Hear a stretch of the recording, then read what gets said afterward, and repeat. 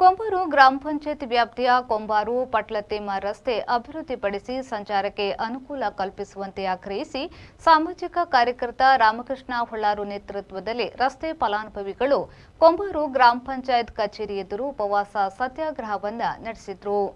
ತಹಶೀಲ್ದಾರರು ಈ ಒಂದು ಪ್ರತಿಭಟನಾ ಸ್ಥಳಕ್ಕೆ ಆಗಮಿಸಿ ನಮ್ಮ ಒಂದು ಅಹವಾಲನ್ನು ಸ್ವೀಕರಿಸಿ ನಮಗೆ ಒಂದು ಸೂಕ್ತವಾಗಿ ನಮ್ಮ ಸಮಸ್ಯೆಗೆ ಸ್ಪಂದಿಸಬೇಕನ್ನುವಂಥದ್ದು ನಮ್ಮ ಆಗ್ರಹ.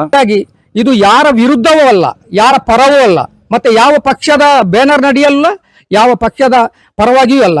ಇದು ಪಕ್ಷಾತೀತವಾಗಿ ಸಂಘಟನಾತ್ಮಕವಾಗಿ ಇಡೀ ಒಂದು ಆ ಊರಿನ ಅಭಿವೃದ್ಧಿಯ ದೃಷ್ಟಿಕೋನದಿಂದ ಈ ಉಪವಾಸ ಸತ್ಯಾಗ್ರಹವನ್ನು ಕೈಗೊಂಡಿದ್ದಾರೆ ರಾಮಕೃಷ್ಣ ಡಿಒಲಾರ್ ಅವರ ಜೊತೆಗೆ ಇಡೀ ಊರಿನ ನಾಗರಿಕರು.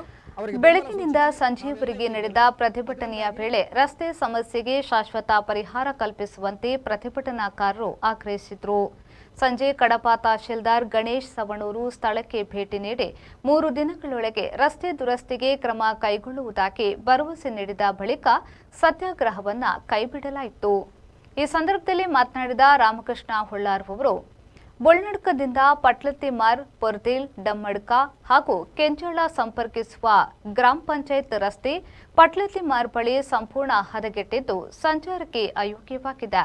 ರಸ್ತೆ ದುಸ್ಥಿತಿಯಿಂದ ಶಾಲಾ ವಿದ್ಯಾರ್ಥಿಗಳು, ಅನಾರೋಗ್ಯ ಪೀಡಿತರನ್ನ ಆಸ್ಪತ್ರೆಗೆ ಕರೆದೊಯ್ಯುವವರು ಸೇರಿದಂತೆ ಸಾರ್ವಜನಿಕರು ತೀವ್ರ ತೊಂದರೆ ಅನುಭವಿಸುತ್ತಿದ್ದಾರೆ ಎಂದು ಹೇಳಿದರು.